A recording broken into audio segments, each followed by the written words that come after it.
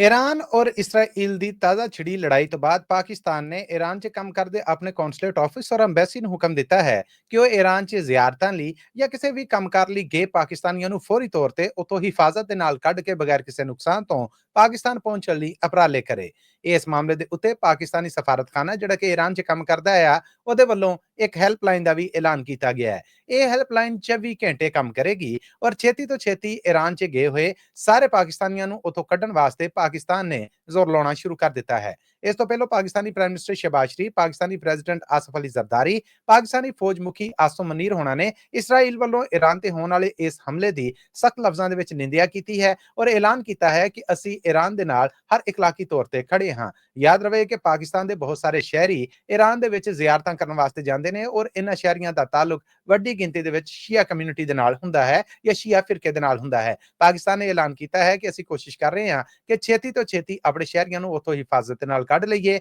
ਪਾਕਿਸਤਾਨੀ ਸਰਕਾਰ ਔਰ foreign office ਵੱਲੋਂ ਇਹਨਾਂ ਸ਼ਹਿਰੀਆਂ ਦੀ ਗਿਣਤੀ ਦੇ ਬਾਰੇ ਕੁਝ ਨਹੀਂ ਦੱਸਿਆ ਗਿਆ।